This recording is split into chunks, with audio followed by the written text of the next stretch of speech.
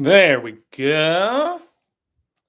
Hello, for those who will be trickling in the coming minutes. 300 episodes. God damn. I can't believe it. It's been very, very crazy. Here in September, it will have been 5 years. Yeah, 5 years or four, it's 6 years. God, I don't even want to think about it. So long, so long. But yeah, as per always, whenever I'm doing one of these live, and this being the 300th episode, I like to give everybody a chance to filter through and all that snazzy jazz and such. So I'm just gonna share this to the socials as per usual. Had to push this up a week, unfortunately, because I have been dealing with the captain trips, as they call it. And yeah, I was bedriddled for, boy, close to a week, just feeling absolutely awful. And at least a little bit better now. But due to that sheer fact, I had to bump this up a week. And thankfully, Cecil had some awesome content for everybody, so that wasn't too bad. So live episode 300 easy.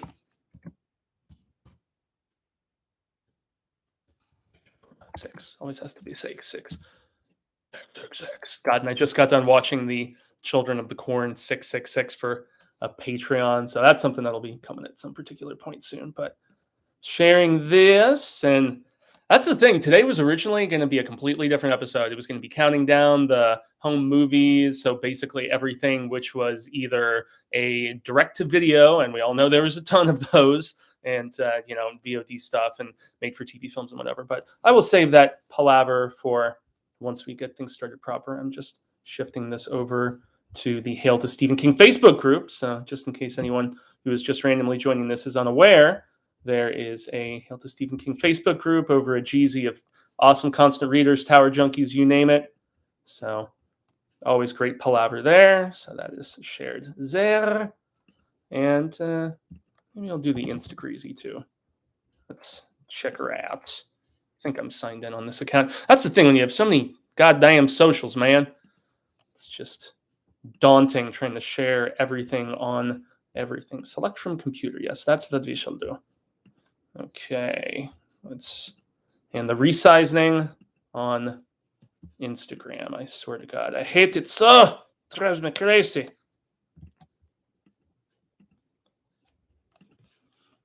Okay, talking. Because Stephen King has shunned the Zuckerbergy, so he is not on Facebook or Instagram, because Instagram owns Facebook. It's all Meta, some dumb shit now. I don't know, but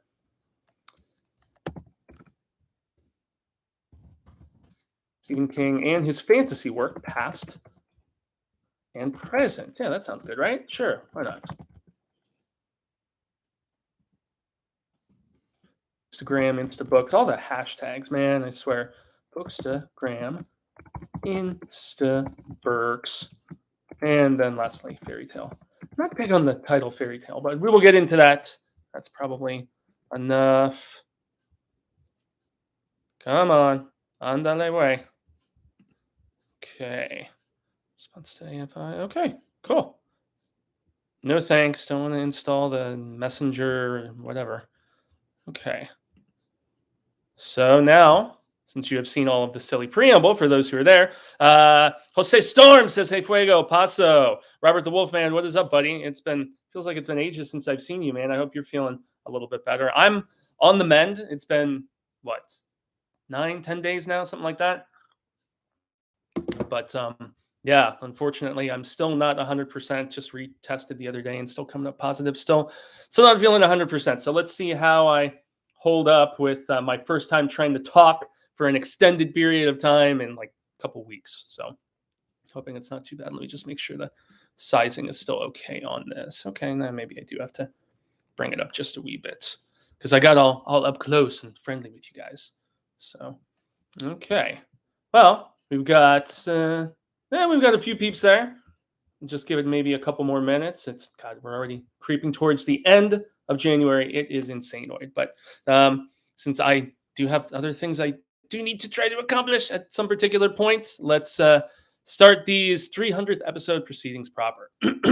Sharon Beveridge is here at work, so I won't be able to stay long. Long days and pleasant nights to all. Thank you, Sharon. Longtime supporter of not just Hale, but the channel. So greatly appreciated. But all right, let's see how the voice holds up. Robert says, I know it's been forever. I'm better, but yeah, still coming up positive. It's annoying. Yep, same, dude. It's, yep, Captain Trips is a trip, yo. But all right, clear the voice. And here we go, to quote Mr. Mario. All right. Long days and pleasant nights, fellow travelers along the path of the beam. I am known on this level of the tower as Jaime in Fuego, and if it please you, join me here for a bit of palaver on Hail! Woo! Yeah, the Stephen King. That is Reezy, everybody. So very stoked. It's been quite a long time coming, but this is the 300th episode of Hail to Stephen King. Crazoid, obviously, Bevaninos, and welcome to the Horror Show. This is a program that I have been doing since, well, it was basically a kind of backdoor pilot, as they say in the industry, back in September of 2016. Excuse me, for Sai King's birthday, his 69th birthday, if I remember correctly. But yeah, the next year in 2017, which I declared at the time the return of the king. That was when the program started proper. It was initially covering just the Dark Tower books in anticipation of the film, which, well, anybody who has seen it, especially if you're a hardcore Tower junkie, you know what ended up going down with that. But I was basically approaching the finale of my lengthy journey, reading everything that El Rey, as I so affectionately call him, had done in published order. So for anybody just stumbling upon this video, you know, episode 300 with so many in the Stephen King themed playlist here on the Horror Show channel. So all kinds of things that you can dive into if you backtrack, how far are we going back? Way back. And yeah, but so I wanted to read everything in published order. I had done, you know, the heavy hitters like It, The Stand, Pet Sematary previously, but I found out about all the connectivity amongst King's books. And so for that reason, I was like, yo, I want to read everything as he was writing / publishing it. And just to get, you know, all of those Easter eggs, all of that connective tissue, all those cool little winks and nods that King is so famous for. And yeah, here we are, guys, 300 episodes later. Crazoid, awesome, blessed, humbled, honored to have shared this journey with you. And honestly, there's still so much to come. I know that I started doing this little thing called Barker at the Moon finally. So I'm doing the Books of Blood right now, volume by volume. So there is at least one of my weekly segments that is going to be, at least for the next few months, covering Clive Barker. If those are successful and there is continued interest, then after Books of Blood, yes, I will do Damnation Game and get into, you know, some of the other stuff. We have previously reviewed on the channel The Hellbound Heart, the novella by Barker, which was the basis for Hellraiser, the first film.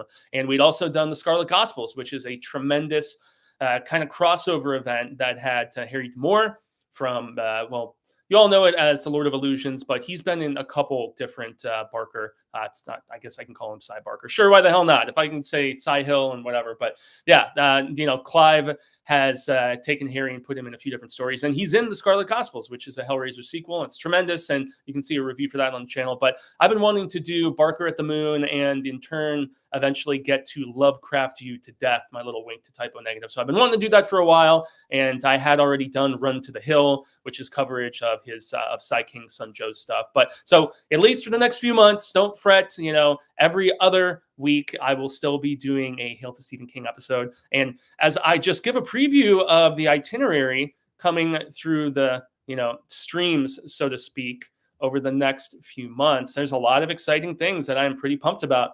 First and foremost, we do on February 15th have the newest Sai King book, and it's another collaboration with Richard Chismar. That's right, none other than the head honcho over at Cemetery Dance, who have put out some of my most prized possessions of King collectibles. And yeah, I mean, between the anniversary edition, the Doubleday years, which they've done a tremendous job with, you know, Carrie and Salem's Lot, Shining, etc., Night Shift, the upcoming release of The Stand that I'm very excited about, which I've already pre-ordered. So I love Cemetery Dance. I have all of the deluxe editions of the King stuff that they have done.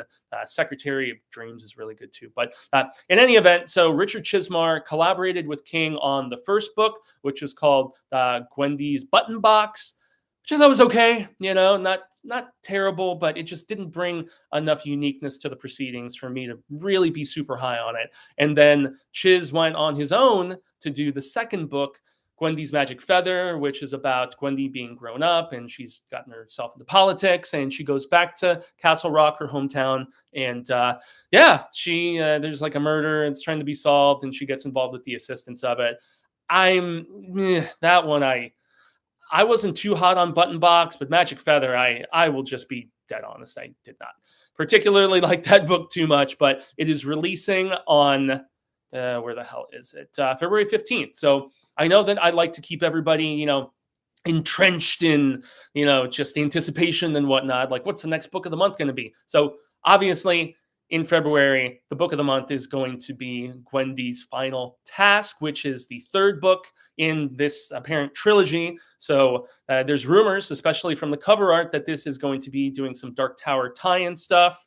And as per, why don't I just read the synopsis, because it does give you at least a little bit of a feel. I know that she is a senator at this particular point in this third book, but so February 15th, and that is a Tuesday, if I am not mistaken. And so that day, we are going to be just putting out my review that very day that the book is released. So I'm going to be getting my copy and everything. And so I'm going to do both a listen and a read, and it will be a spoiler-free review on February 15th of Gwendy's Button Box. But then for the February book of the month, not to, get too carried away, because the book of the month here for the month of January, which we'll be discussing next Tuesday, is none other than The Wind Through the Keyhole, revisiting that, which is exciting. But so the book of the month for February will be Gwendy, but the spoiler discussion at the end of February, beginning of March, is actually just going to be an examination of the entire trilogy.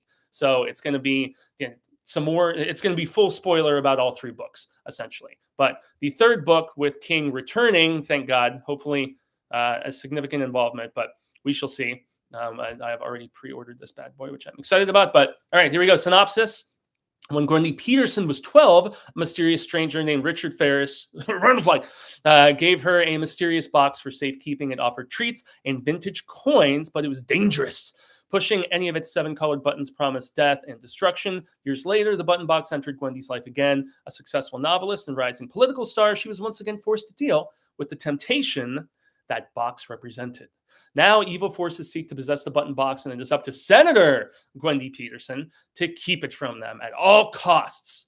But where can you hide something from such powerful entities? In Gwendy's Final Task horror, giants Stephen King and Richard Chizmar take us on a journey from Castle Rock to another famous cursed main city, to the MF1 space station. Wow, so King is going a full, what is it they say, by like the third or fourth installment, shit's going to space. I mean, Hellraiser went to space, right? And I actually really like Hellraiser 4. I think that's a good one.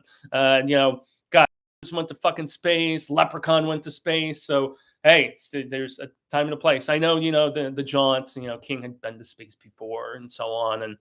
And, various others, but I Am the Doorway. Whew, damn good. But not, somebody who'd been to space and whatever. But so what could the other, cursed main city be? It's obviously going to be another city, I'm assuming, that we've seen before. Could it be Jerusalem's Lot? Could it be Ludlow? There's various places that it could potentially be. So I'm definitely more excited about this than I was about Magic Feather. So I'm at least moderately enthused, and they're saying this is supposed to be the longest of all of them, if I'm not mistaken. The page count is 412. So but yeah, the fact that is very obviously the Dark Tower in the background.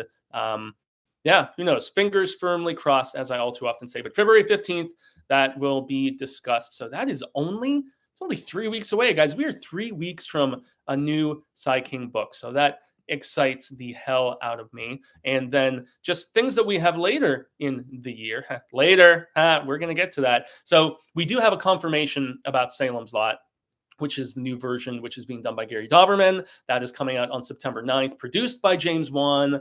Shout out to Maddie Jorson earlier today, that I was talking with on the Hail to Stephen King Facebook group. And he made a good point about the fact that this is probably going to be significantly condensed. I still think Salem's Lot functions better, even if I hate the Rob Lowe version with Donald Pleasance and James Cromwell.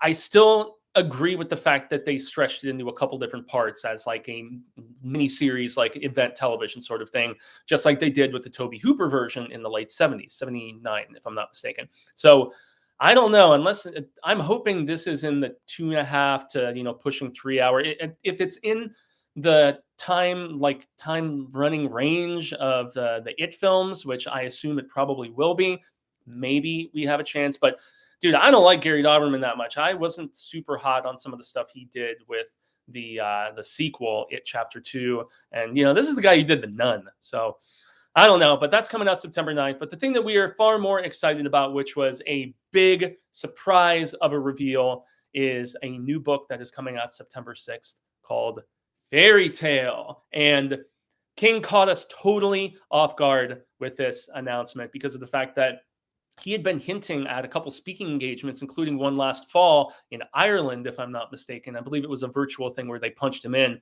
and he got to, answer some questions and talk a little bit. But he said that his next book was about COVID, and it was another goddamn Holly Gibney book. And I like Holly. I really do.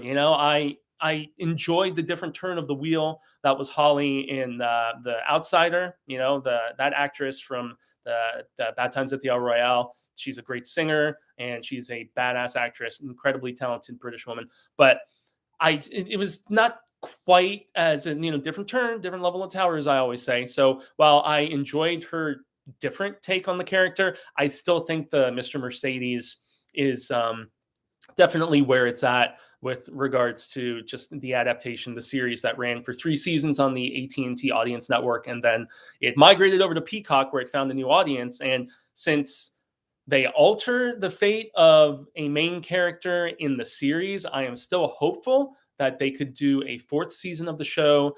And even though there's a lot of retread in the If It Bleeds story, which was in King's collection of novellas, this most recent one with the 4 stories in it, I'm still, while I wasn't super hot on it, I think that you can retrofit that. I was originally thinking when they said they were going to do a 2nd season of The Outsider before its cancellation, that If It Bleeds was going to be season 2 of The Outsider, but why not just, alter some things with regards to one important character without spoiling stuff? And you could do a 4th season of Mr. Mercedes, bring back all those actors. I thought the young lady who played Holly Gibney in that version, while a little prettier than I always envisioned Holly Gibney and not quite as wormy, she did embody some of the eccentricities. And I thought she gave the more faithful performance to the character on page, if that makes sense. But, aside from all of that, yeah, I'm very stoked about King making a return to fantasy, as we just found out this week, because the next book is not the Holly Gibney book, it's Fairy Tale. And King has not done a lot of this like high fantasy sort of stuff. Obviously, The Dark Tower is where he incorporated it the most. However, with both The Dark Tower and the 2 books that tie into it, being, well, not the 2 books, because there's the one that I will get to is the one that also ties in and is, I would say, the most like just pure fantasy. But even The Dark Tower, it's a amalgamation. It's a fucking Frankenstein of so many different genres. It's not just fantasy and of the high fantasy accord, but it is also a Western to a degree. It is also science fiction, as we veer into in the 3rd book. And plus, it's also got like kind of that hard crime stuff that King embraced so much over the last decade or so, beginning with Mr. Mercedes, but even some of the hard case crime stuff, like the Colorado Kid, and even Joyland to a lesser degree, the hard case stuff. And The Outsider being hard case crime as well. So and even Billy Summers, I would say, is of that same ilk and cut from a similar cloth. So King has been very much about that. But the stuff with Balazar and the gangsters and whatnot in The Dark Tower, that is a representation. I think King has been writing those sort of gangster stories, for a while, especially a lot of his shorts. That just covered that sort of topic about the seedy underbelly of organized crime. And so King has always had an affinity for that sort of stuff, but I feel like he's been just a wee bit too enamored with it. And so I'm very happy that we are seeing something completely out of left field. King hadn't even teased this book. So that's why it came as, it was like, a sack of bricks to the back of the head for me, because I was just so caught off guard and so like, whoa, like Keanu status, man. I couldn't believe that we were getting a 600 plus page book that was migrating to this sort of setting. And so, yeah, as I was mentioning, the Dark Tower, yes, it does have high fantasy, and my favorite parts of the tale, that like my favorite entries in the saga that is the Dark Tower, are the ones where we are very strictly fixed in midworld and in that sort of vibe. And it's also why, I mean, the Talisman and Black House, those Twinner books, and or well, not Twinner books essentially, but those two books about Jack Sawyer and everything, those still to me have very much a vibe of what we got in some of those Dark Tower entries, and most notably Drawing of the Three and the Wasteland, the ones where we're doing our world jumping. We're jumping between a medieval fantastical sort of place, but there is also still a lot of the narrative very strictly fixed within our world as well. Now, not necessarily Keystone Earth, but at least a world that resembles our own very much. And so, I mean, even to a lesser degree, you had, Rose Madder, and maybe even slightly lessened, Lisi's story, where, jumping to another world that, has some of that, similar DNA of the Tower books. But really, to be fair, the only pure, like 100% pure fantasy book that King did was The Eyes of the Dragon. And I adore that book. I know some peeps have kind of, gotten on the tail a little bit, because it was very obviously, written for Naomi, his daughter. And while it is geared towards younger readers, I still adore that book. And I love the fact, that, Delane and all of the just kind of connective similarities and stuff that we get from that particular tale. So I am stoked that Fairy Tale. I will say though, I don't like the title. It's kind of basic bitch, little bit. Pardon my French there, because I know that term. It just seems a little uninspired. Doesn't feel as distinctive as I would want it to. But and also the fact that the description of it does seem very similar to, well, everybody was saying the Talisman, but I'm okay with it as long as this is, in fact, as a lot of people have been speculating all over the place, like if this is definitely something that is maybe a Dark Tower prequel, maybe this is about before the world moved on.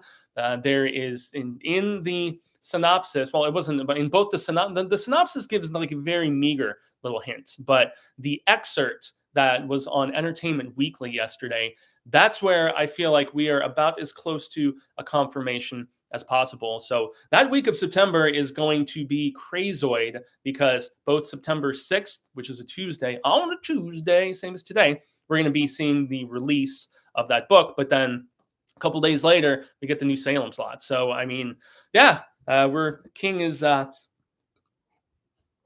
kind of spoiling us to a wee bit of a degree, but I'm very stoked about this return to presumed world jumping and fantasy, and just not getting another Holly story, at least for now. I don't think he's going to scrap that book, but since I have been rambling on, I will jump to the live chat and see who else has filtered in, who is hanging, who is talking, who is doing their thing, and let's give everybody just some proper shout outs.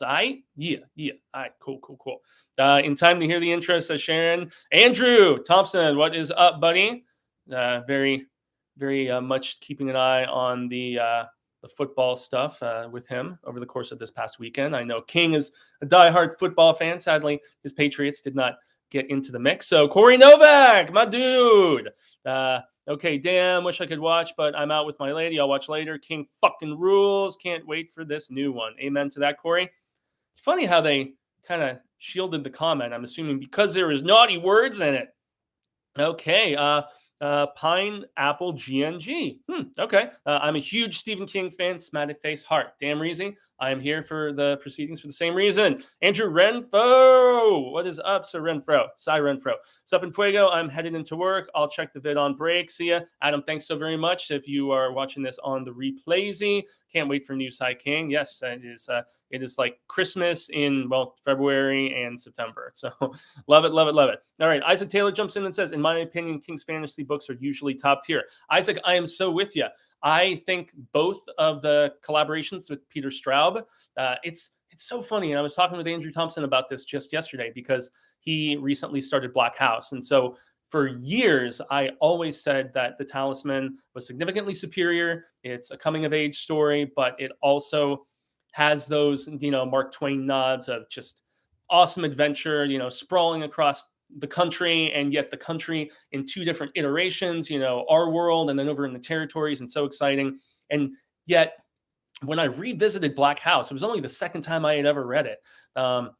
Man, I was so very impressed and also taken aback because it had significantly more dark aspects to it than I even recalled, which was really bonkers. Granted, I remembered, about the nods to Albert Fish and, child killings and all that, but I did not remember just how nasty the fisherman stuff was described as, with the description of just the dilapidation of certain areas and the crimes against children and the graphic nature in which the prose goes into everything. It's graphic. It is very much an adult book in comparison with the fact that The Talisman is a book for, younger readers that I feel can be appreciated by people of all ages, most notably adults. But shit, man, if I had like 12-year-old, I don't know if I'd give them a copy of Black House, but hey, I know parents that are showing fucking Freddy Krueger to their kids when they're like 5. So I don't know, to each their own. I'm not here trying to tell y'all how to raise your chillins or nothing, but nonetheless, Black House is most definitely not geared at younger readers like The Talisman. And upon that reread, and if you want to see the full hour-plus live discussion, it is here on the channel in the Stephen King themed, focused, whatever we call it, playlist. So we do have a full Stephen King playlist, not just of the Hale episodes, but it also is pretty much anytime we have covered Steve on the channel. You can search Black House, Hail to Stephen King, and you will find the big live discussion if you're interested.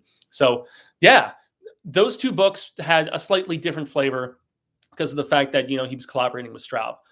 I'm kind of getting the vibe that this is, now granted, it's a 17-year-old in this character by the name of Charlie. So I don't know, is this kind of along the lines of what King wanted to do with a third, kind of Talisman thing? And maybe I would not be surprised if we didn't see Jack Sawyer or if we did see Jack Sawyer in this book. If we see Jack Sawyer in this book, I would be over friggin' joyed. If we saw anybody from, Roland's older Ka-Tet, the newer Ka-Tet, I mean, if we see, Papa Deschain, I don't know. There's so many different exciting ways that they could go with this book.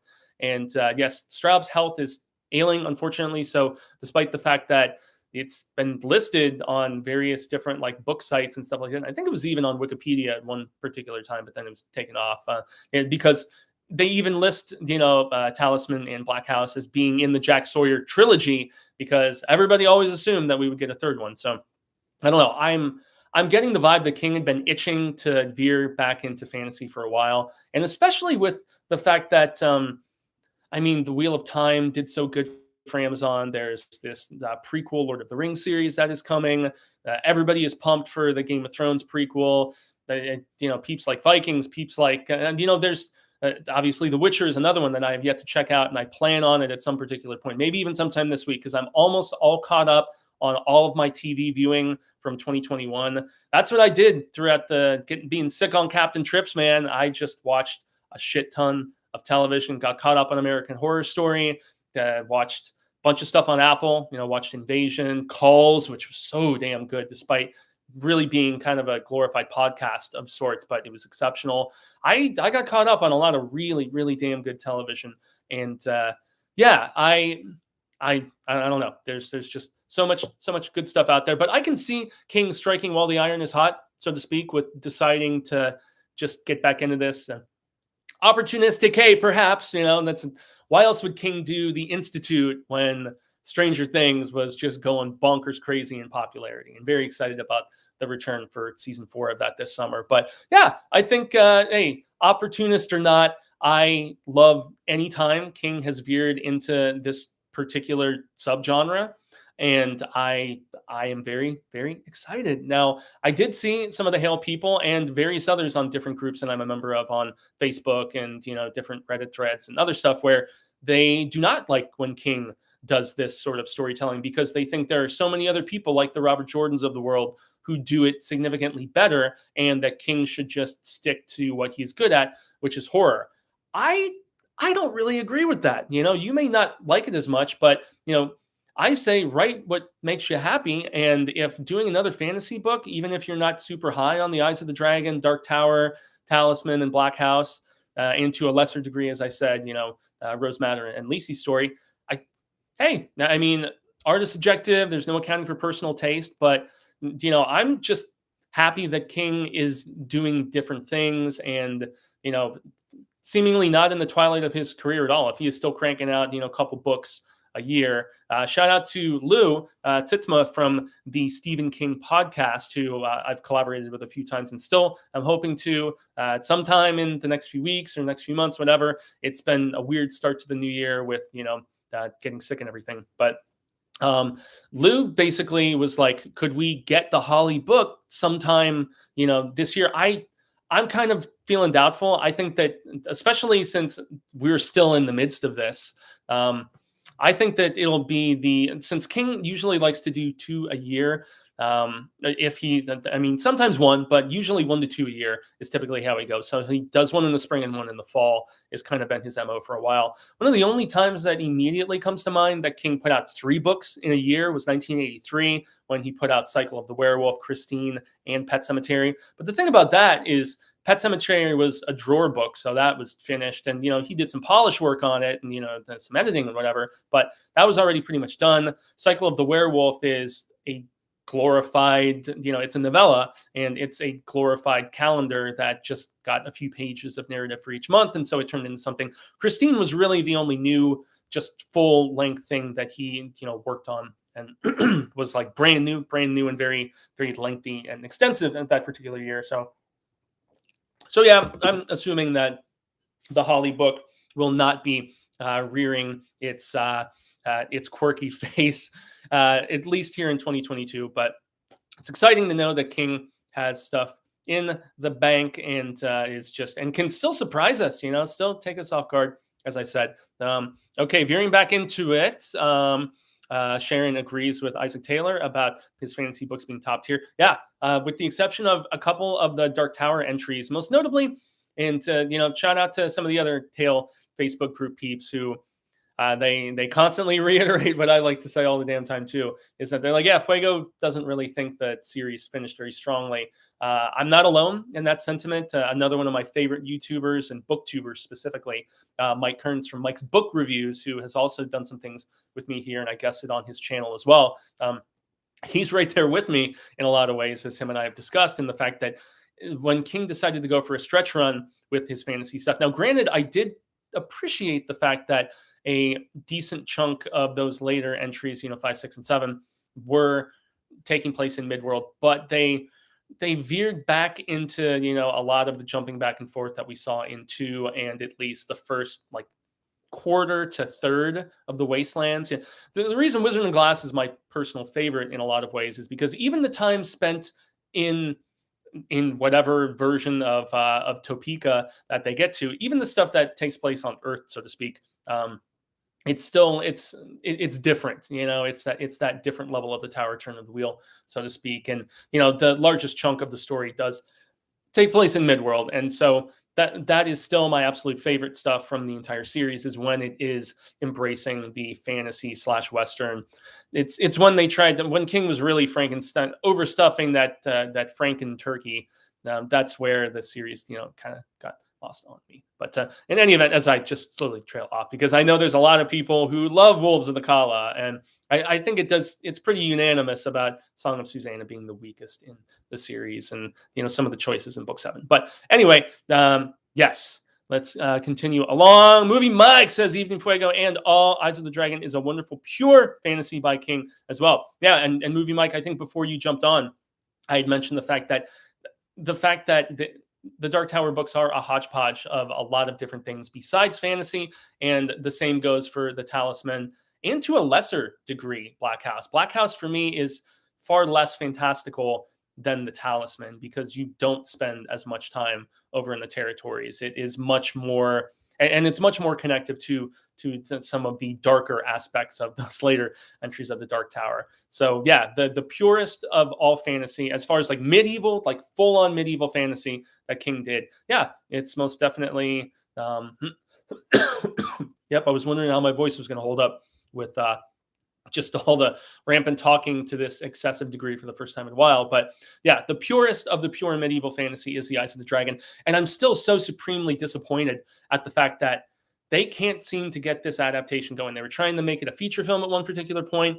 The most recent effort was as a television series on the Sci-Fi Channel. And I will go out and say, Sci-Fi Channel does damn good stuff at this particular point. They were kind of a laughingstock for a number of years, decades even. But their recent stuff has shown that whether, from Blood Drive to even, the Day of the Dead show was okay. I can't say I liked it that much, but what I just finished just the other day, and the second season is about to premiere, it's more on the comedic side, and it's not really on the horror side. It's like a sci-fi comedy with a few horror elements thrown in here and there. But Alan Tudyk, Resident Alien, is fucking awesome. That show it's probably made me laugh more than anything that I have laid my eyes upon in recent memory. Tudyk is hilarious. His feud with this kid, he's essentially an alien that crash lands on Earth and then is masquerading as a human doctor in this small town. Excuse me. Take a drink of this, in Colorado, and it's hilarious. It's got some gore. It's raunchy humor at times. It's when he's talking about his penis getting rigor mortis, it's unbelievably funny. So yeah, the Sci-Fi Channel was attempting to make The Eyes of the Dragon, and couldn't get her done, unfortunately. So that's a little aggravating, but who knows? I think that's one that would not necessarily need to be a series. I think it could be a series, but did it necessarily need to be expanded into one? No, I feel like you could do it as a 2.5, to 3 hour feature, and it could be awesome. But then again, as I was also talking about with Maddie on the Hail to Stephen King Facebook group earlier today, there's just so much great palaver there at times when there's things to talk about, as opposed to trying to conjure a point of discussion. When there's new King news, that is always the most fervent and excited discussions, for me, because it's I don't know, it just really greases the wheels, gets them gears going. But I think when you have a shorter amount of source material, expanding is easier in comparison with condensing, because when you have to take stuff out, that's when you're much more likely to ruffle the feathers of somebody who loves the source material, because they'll be like, oh, why didn't they do this? Why didn't they do that? Hanging in there. Hanging in there. But yeah.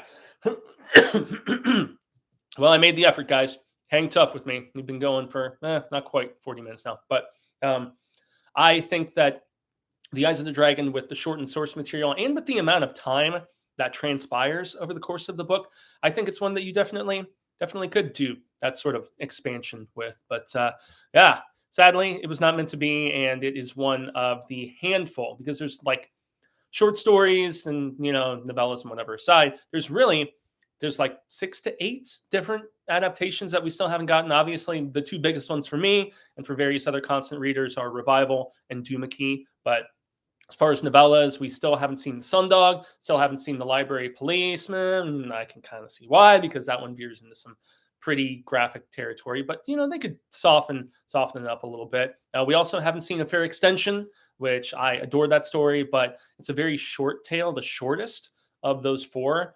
And so from Full Dark No Stars. So that's one that would probably fit better as like, I don't know if it would be an episode of Creepshow, if that would be better, because it's not really that schlocky of a story. I guess they could mess with the tone a little bit and make it a wee bit sillier, but that's one that would have been better as like an episode of the most recent Jordan Peele Twilight Zone, I think, and that's been canceled. So, where do you go for anthology horror? You're not going to see it on American Horror Stories, which was not very impressed with when I watched that recently, but that is a totally different topic. Yeah, but so, hey, more adaptations of brand new stuff in comparison with Yeah, those ideas that I really wish would be properly plotted out. So, but veering away from Eyes of the Dragon, I got Daniel Corey here, one of my absolute favorites from the Hale group, a long-standing supporter and amazing insight all the time from him. He says, popping in on my break to say happy 300. Thanks for endless hours of insight into King's work. You are a scholar and a gentleman, my friend. Gracias, mon frere. I am humbled and honored by the kind words, and very blessed to have had a lot of that palaver and great discussion with you over the years. Deborah Haas is throwing in something. It's a link of some particular sort. My dude, Mr. Payne. Life is only pain. Hell yeah, Winston Smith. I'm so stoked. I recently finished Dark Tower, and I'm kind of obsessed with King right now, but I'm a fantasy guy, so this should be sick. Yes. If you're still chilling, Sir Jason Payne, I'm very excited about that recent Sanitation Squad announcement. But okay. Jose Storm says, I hope Psy King returns back into science fiction. And yet that is another one that, very similar to fantasy, bumped the table a little bit, but very similar to fantasy, Psy King has dipped his toe into science fiction, and every time he did, I mentioned it here at the beginning of the proceedings, I think before the episode started properly, I Am the Doorway and The Jaunt are both fucking fantastic, amazing stories. And I'm actually a Tommy Knocker's apologist. Yeah, it's long and it has coke bloat and all that, but I dig that story. I truly do. And I'm excited about that upcoming new adaptation of it that I believe James Wan's working on that one too, at least from the production standpoint. His is it Atomic Robot or Atomic something? I don't know. I just keep thinking of JJ Robot and Bad Robot. I have to clarify that really quick. Atomic, I believe it is Atomic Robot. Or maybe not. Atomic something? Come on. Atomic, let's just search Atomic James Wan and maybe we'll... Atomic Monster. Okay, I was close. Trying here, guys. Trying. But yeah, so okay. Movie Mike says, agree, the title seems a bit trite. Yes, that's an even better way to describe it. It just doesn't, it screams of being generic in my estimation. But then again, it's not like King's titles have really wowed me that much lately. I mean, later.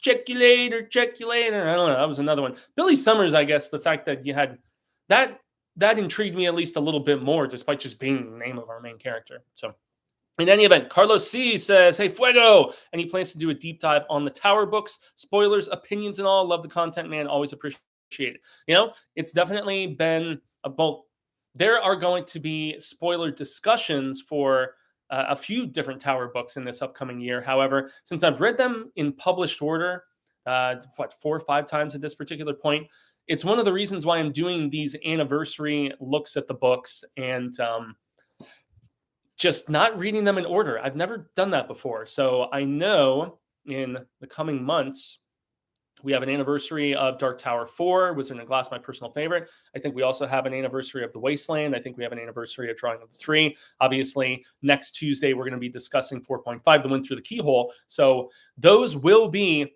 in comparison with when I reviewed all the Dark Tower books in 2017, those were not spoiler-heavy, deep dive sort of things. Excuse me.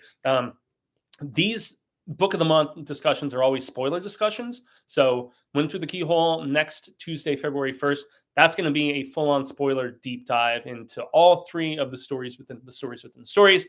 And so, yes, it is coming through the pipeline. It's just not going to be in published order because I'm still trying to stick with that anniversary theme.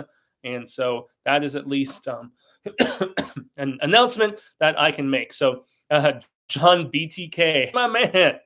BTK. I like. Okay. Jay Nightmare says, if you could bring back a villain for King to rewrite, who would you choose? I've said this quite a bit, probably Leland Gaunt. Yeah. I would love to see either a prequel or a sequel to Needful Things. And I mean, yeah, because you know how ancient he is.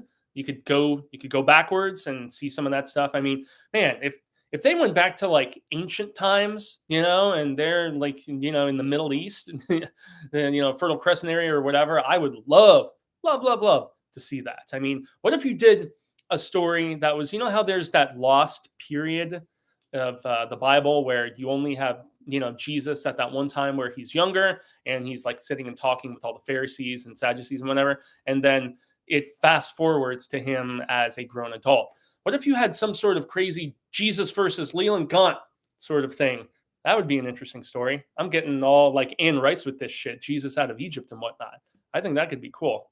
I'm actually going to make a weird little note of that. I don't want to forget about that strange idea coming to me right now. Come on. Come on. Jesus Christ versus Leland. Yeah, that could be fun. That's fan fiction crazy, right? Oh, wow. The strange things that just randomly come to your head. After a couple weeks of just straight up sobriety, sometimes your brain actually does function and come up with that. It's not always Towley where he's like, I get high to give myself ideas, blah, blah, blah. Okay, Stacy Petrocelli. Wish I wasn't working. I know.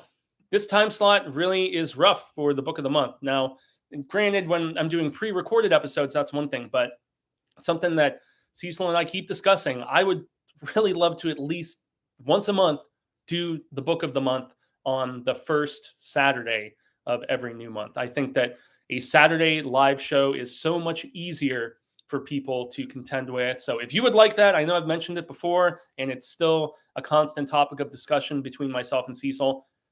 Let's get her done. Let's convince our showrunner that that would be a good idea, because that's where I think it would. I used to do the King on Saturdays anyway. It started out on Sunday, then it went to Tuesday and Saturday, and then it's reverted back to just Tuesday. But just give me one Saturday, please, sir, please. Please, sir, I want some more. All right, Movie Mike says, I read It when I was 13, and I only turned out mildly disturbed. Black House won't hurt them. Well, to each their own, I suppose. Tony Tickles, what a name. Much respect, Fuego, and good evening. I dug it. So I digs it. Dreamcatcher. I've been very hard on Dreamcatcher over the years, but I guess I appreciate it more than Bag of Bones, and yet that's the one that everybody heaps so much praise upon. I don't know. Hey, art is subjective, as I always say. Carlos C. says, I'll never forgive Amazon canning the Tower series in favor of The Wheel of Time. HBO needs to make a move.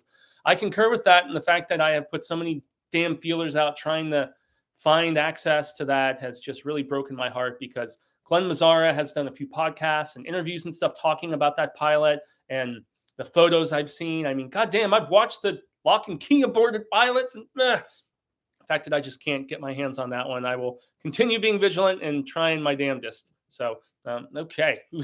Excuse me. Who we got here?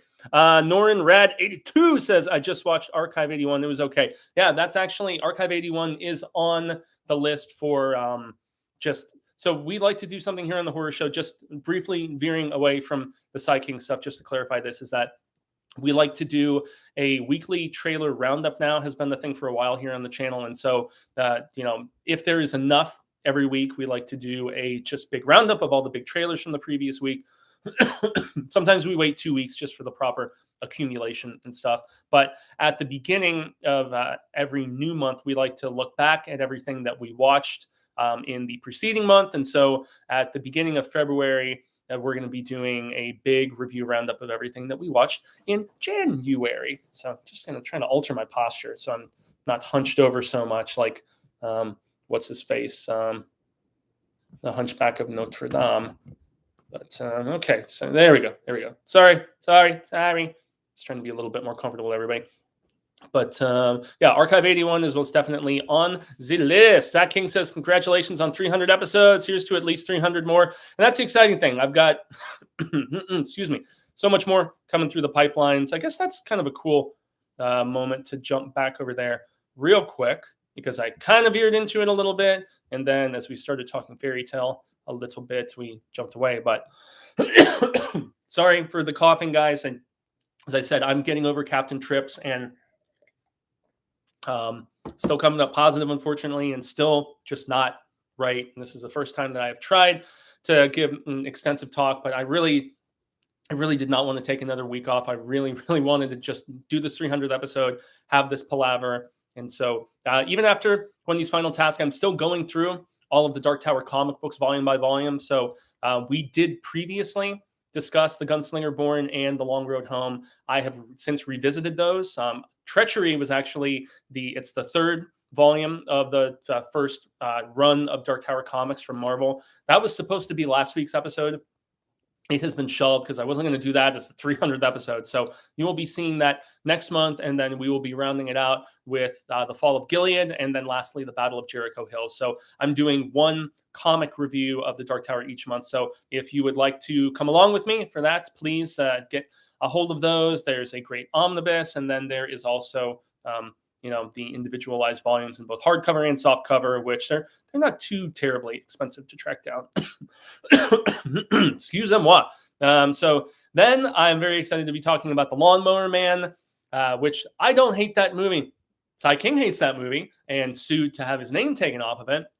It has very little, if any, connective tissue to the very peculiar short story, which Marvel actually adapted into a small comic book back in the 80s. But I don't know. I think Pierce Brosnan's good in it. There is a certain charm to the crazy virtual reality shit in there. I like some of the dialogue. There's some crazy, trippy little bits in there that I'm a big fan of. Then we're finally going to be getting into. So last year I did the full countdown of all of the theatrically released Stephen King films. There were 2 more parts that I teased, which we will be getting to later on in this year. First and foremost is none other than basically the home movies is the way that I'm describing it. Not to be confused with Brendan Small's show, but everything that went either direct to video or like kind of VOD or was made for TV. That's what that will be tackling. So we're talking all those Children of the Corn sequels. We'll be talking like the Mangler 2 and 3. 3 was Reborn, if I remember correctly. And then sometimes they come back direct to video stuff. So that's what will be covered in that countdown. But then there will also be a separate one, which is going to cover all of the limited series and all of the multi-season television series. So we'll be talking Haven, we will be talking Under the Dome, and we'll also be talking like limited series, like 11/22/63 or the one season of The Mist that was on Spike TV before they rebranded into whatever the fuck they call themselves now. But so yeah, that will be a third and final countdown of King adapted work. And I've been teasing an idea of counting down all the comics. So it would be like the first volume of American Vampire. It would be obviously, the run of The Stand, the different volumes. And there's multiple volumes of The Stand. I'm planning on doing those comics after the Dark Tower comics. So that's still probably at least a year or so away. So yeah, to 300 more to that sentiment from Zach King. Yes, there is. I have so much other stuff, coming throughout the year where we've got anniversaries of Everything's Eventual, The Running Man. So much fun coming, just through the pipeline in the coming months. And I'm finally also going to take a look at like Ghostland Brothers of Darkland County, which I believe is still back there behind me somewhere. It's probably, the chair is hiding it, everybody, but the musical that King did with Mellencamp. And so, yeah, just lots of cool shizzle. I have a ginormous spreadsheet of ideas, so not going to be veering away at any time in the near future. So let's jump back to the comments and see what everybody is saying. And that'll actually give me a chance for my throat to kind of, just chillax for just a moment. So Jay Nightmare says, do you rate, I'm assuming he meant to say read, do you read Dean Koontz? What's your opinion? I will admit I know nothing much other than Phantoms. Hey, Affleck, you the bum and Phantoms, yo. Phantoms is the only Dean Koontz that I've ever read. Well, actually, no, I read the first Odd Thomas. I know they have this rivalry, and I know that King fans, myself included, from time to time, we like to kind of harp on Dean Koontz a little bit, but it's really just playful teasing more so than anything. What I have seen, there was that time in the 90s where network television stations were basically, because all of those King miniseries were being done at the time, miniseries and like limited series and whatnot, the Langoliers and Tommyknockers and so much other stuff. And I remember networks like Fox were, because King stuff was pretty much primarily ABC, if I remember. The Shining was ABC, Tommyknockers was ABC, Langoliers was ABC, It was ABC, The Stand was ABC, if I remember correctly. So yeah, Fox, if I remember correctly, was the one who was like, okay, well, we'll counter with Dean Koontz adaptations. I watched a couple of them. I don't remember any titles, and nothing profoundly stuck out to me about them. Now, the Phantoms film is awesome. The Odd Thomas film with, Rest Peacefully, Anton Yelchin. Awesome. So that was why I sought out those two works. And I know there's a multitude of Odd Thomas books. So I can't really, from an educated standpoint, talk any serious shit about Dean Koontz, but I know that he has sold like around as many books as Cy King. So he has his audience, even though he is not as much of a mainstream author, so to speak. Movie Mike says, try Strangers by Dean Koontz. It is a long book, but very effective. Okay. Appreciate your input. Yeah. Movie Mike always giving awesome insights. Jose Storm says, I would like to see him return to Shawshank. Yeah, Jose, that's a good point, man, because he's mentioned Shawshank and Juniper Hill as well countless times, but he hasn't returned, so to speak. And it makes me wonder, because they do still, like, we know the time period in which Rita Hayworth and Shawshank Redemption took place, but the fact that he still mentions both that and Juniper, why the hell not? It would have to be a story that validates. I think it probably wouldn't be a novella or a novel. I think it would probably fit better as a short story, maybe. And also just have our protagonist or antagonist or whatever our central character is be aware of the escape that took place and everything. So that could be interesting. Okay. Jason Payne, aka Winston Smith, his alter ego, says, I loved the last Dark Tower book. I appreciated aspects of it. The end of the book I enjoyed. Being in Central Park for Christmas and everything, and some of the other stuff, it just very much felt like it dragged, especially when you get into that back half with Susanna and with Oi, and where they're that stuff with Dandelo and whatnot. It's okay. I'm just not the biggest fan, but hey, once again, Jason, if you liked it, man, all the more power to you, man. I would much rather talk about something I love instead of shitting on something that I hate. And I know the hate brigade is very strong, especially here on the YouTubies and anything social media related in general, content creation and whatnot. So I don't know. There's some people who really get their rocks off by just being mean and hating on shizzle. I'm not one of those people, but I rarely try to sugarcoat my opinion, though I do always try to objectively, from the journalistic background and everything. Man, I can just hear my voice caving as I'm trying to talk and everything. But I still try to, if I'm going to bring up a lot of negative points, I still try to maybe Oreo cookie it, even if like the cream is the good part and then the bad is the the outer chocolate cooks and whatnot. But yeah, even stuff that I really don't like, I try to find some redeeming value somewhere in there. Okay, Carlos C says the series ending of DT was very anticlimactic, but the journey made it all worth it to me. Excuse me. I'm afraid I won't find another series with characters I adore as much as the Dark Tower. Yeah, truth be told, man. I mean, I still lean more so towards the OG Ka-Tet, with Elaine and my dude Bert. But hey, okay. Ali Harndon says hi, Fuego. Paso, Ali, what's happening? Okay, Movie Mike says, I hesitate to say King panicked with the last few volumes of The Dark Tower. I just think he had so many loose ends to tie up that it ended up making the books very clunky and plot heavy. Definitely very plot heavy. Big time. And I don't know, the fact that he put himself in there, I think a lot of the writing was informed by the accident and the fact that he kind of stared death in the face between that and then when he got pneumonia shortly thereafter because his immune system was just so debilitated. I feel like you may say he didn't rush it. I still kind of contend. I feel a little bit that he did, as opposed to letting all of the volumes breathe. I think that he most definitely, even if he didn't rush them, the fact that he didn't take a break in between each of them, I personally think was a mistake because, between 1 and 2, between 2 and 3, between 3 and 4, and between 4 and 5, he had multi-year gaps. He didn't try to write them all in succession. And sometimes you need to just let it simmer. You need to let it breathe.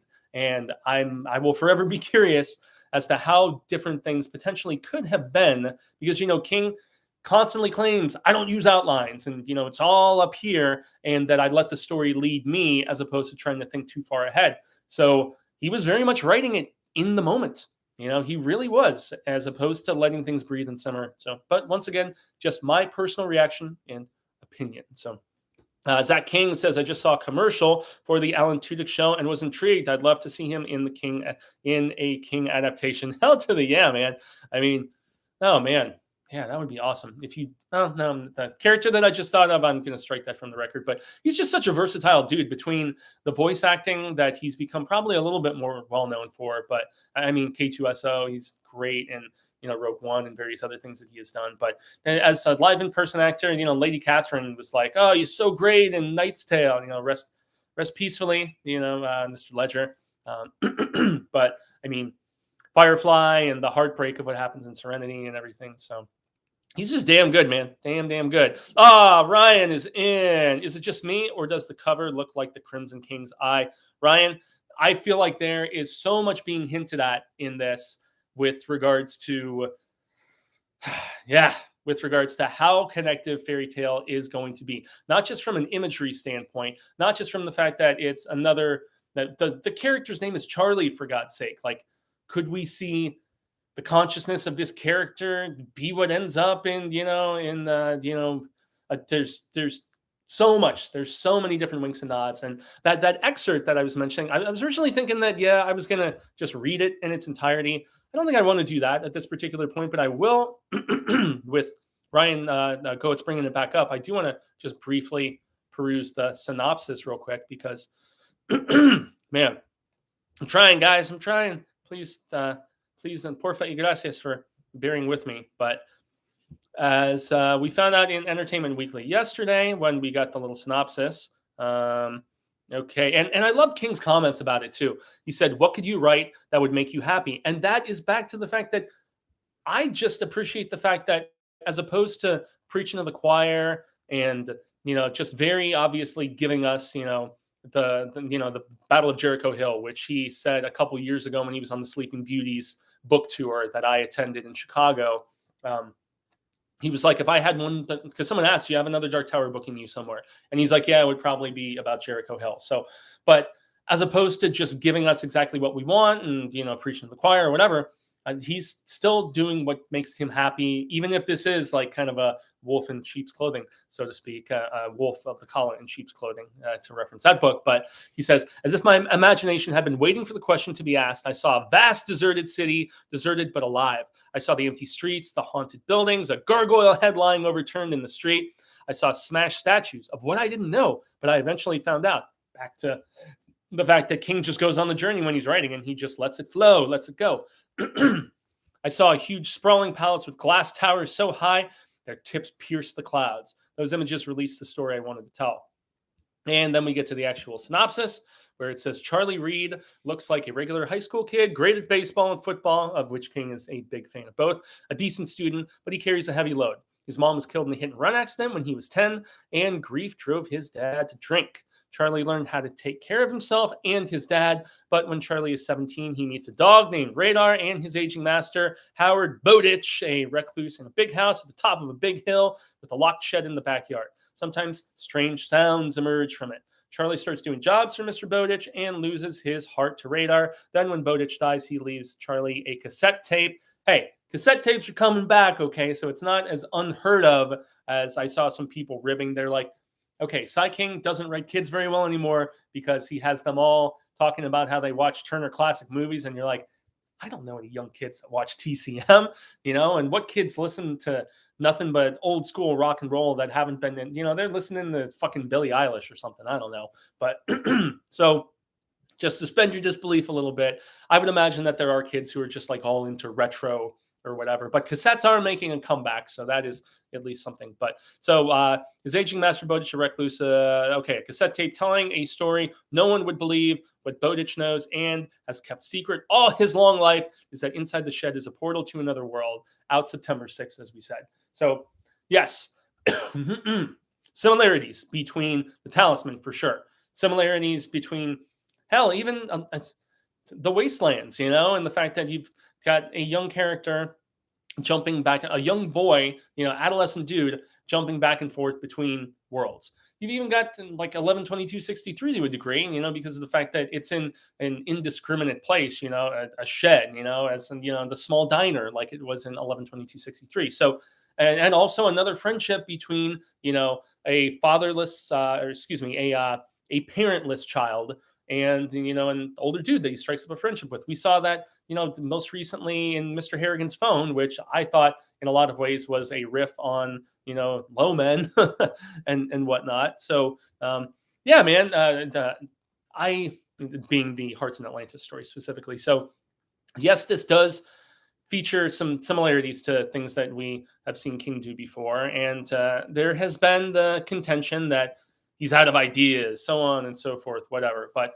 as we continue, 185 stone steps of, actually, this is the excerpt. So I'm not going to do that. I'm not going to read the whole damn thing because it is relatively lengthy. But so the excerpt is courtesy of Simon & Schuster, obviously. It's presumably when Charlie and Radar are going down this huge flight of circular stairs that you see in the cover art, and including that very similar to the spirally Eye of the Crimson King. Now, granted, that's Charlie with a lantern looking down with the dog Radar that appears to be a German Shepherd and going down this flight of 180 stairs is what I think they said that it was. But so I am definitely, as Ryan pointed out, seeing the similarity. And so he's descending and he's walking very slowly because he doesn't want to trip and fall to his death or some shizzle. There's huge bats that are flying around. There's, it smells like cockroach crap and whatever. And so he makes his way, and then he emerges in this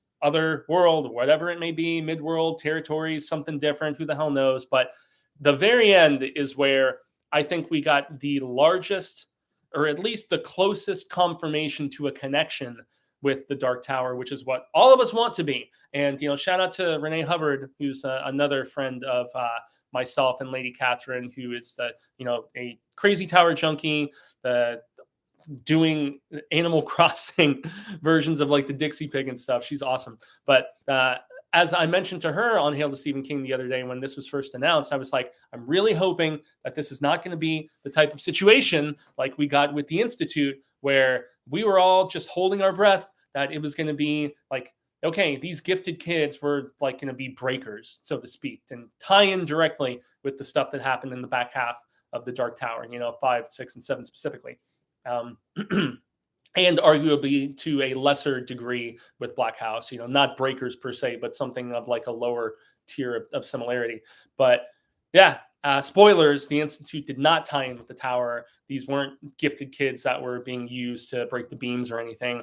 And so that was at least a little bit of a disappointment. Maybe some even perceived it, like myself, as a bit of a bait and switch. But nonetheless, I don't think that's going to be happening here. I am much more confident and trusting that we are going to have some stuff. And most notably, it was the very end of this excerpt. And I guess I'll read just the very last part here. Okay. So check it out. If you don't want to hear this, I'll give a thumbs up. Okay. Yeah. Okay. Yeah. Yeah. I'll do my Wayne's World impression right there. But so the very last 2 paragraphs of this excerpt. I reached the opening and saw the ceiling overhead was now earth, with fine tendrils of root dangling down. I ducked under some overhanging vines and stepped out onto a sloping hillside. The sky was gray, but the field was bright red. Poppies spread in a gorgeous blanket stretching left and right as far as I could see. A path led through the flowers toward a road. On the far side of the road, more poppies ran maybe a mile to thick woods, making me think of the forests that had once grown in my suburban town. Anyway, excuse me. The path was faint, but the road wasn't. It was dirt, but wide. Not a track, but a thoroughfare. Where the path joined the road, there was a tiny little cottage with smoke rising from the stone chimney. There were clotheslines with things strung on them that weren't clothes. Couldn't make out what they were. I looked to the far horizon and saw the skyline of a great city. Daylight reflected hazily from its highest towers as if they were made of glass. Green glass. I had read The Wizard of Oz and seen the movie, and I knew an Emerald City when I saw one. So if you've read The Dark Tower 4, Wizard and Glass, most notably the end and a certain confrontation that transpires, I think this is about as close, as I said, to confirmation of connection as we can get, just to double down on that. So I am incredibly excited about this return to fantasy. As I mentioned earlier, I can see, if you're really hardcore into, highbrow, high concept fantasy series, like the, Wheel of Time, Robert Jordan stuff, and various others. And boy, I could be just schooled beyond belief by Mike Kearns and his just affinity for that sort of storytelling. It's less my. I'm not going to say it's not my cup of tea, but it's not something. I mean, I read the first two in the Hyperion series, Dan Simmons, and I dug those. And the first Dune book I'm about to revisit. I enjoy. I think I read the first 3 or 4 Dune books. It was the one after Children. I'm trying to remember if it's Heretics of Dune, but that was back when I was a teenager, and I do not remember those books very well, and I have not revisited them. So, I mean, and yet still, that's like fantasy mixed with sci-fi. As far as like pure medieval fantasy, it's not something I've sought out like intently, aside from like the, Hobbit and Lord of the Rings and whatnot. And granted, everybody's read those, right? So, but I'm very, very pumped about this. Very excited about this. And let's jump back into the comments. But just to double down, man, if that's not, it's excuse me, goddamn guys. If that's not as close to a confirmation we can get, I mean, I don't know what the hell is. I'm not trying to spoil some of the stuff that happens in Wizarding Class, but there is an Emerald City sort of reference. So, in any event, jumping back to it, Ali Harndan says, out of these two, which book should I read first, Later or Lisi's Story? Definitely recommend reading both. Later is such a quick read. I would hope, Ali, that if you're reading Later that you have read it, because there is a nice Easter egg nod in that one. Later really came out of nowhere and surprised me. And that's actually as good a time as any to veer into the other topic. I know I'm just jumping all over the place. It's a 300th episode, to quote Rick James, it's a celebration, bitches. So that's definitely a thing. But yeah, one of the other big bits of information we want information. Who are you?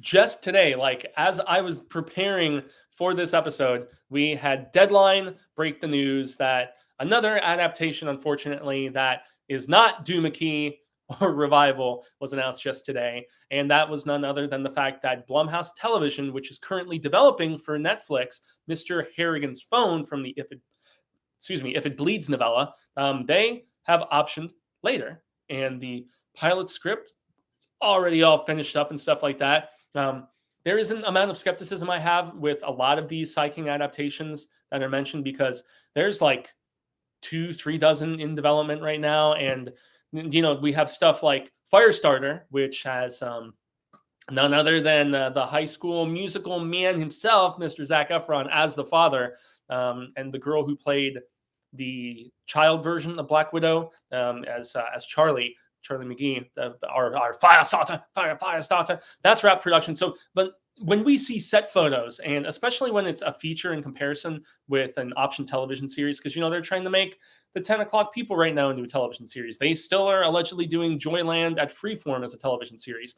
I'm a little more skeptical when something like Later, earlier today, being announced as a limited series. But if you have someone like Lucy Liu attached to it to play Jamie's mother, Jamie being our gifted Sixth Sense type kid in the book, but Blumhouse Television doing it, I think with a name like them attached, it really kind of makes it seem a little bit more legitimized that this will most definitely happen. But Deadline exclusively broke the news. Everybody else got to it.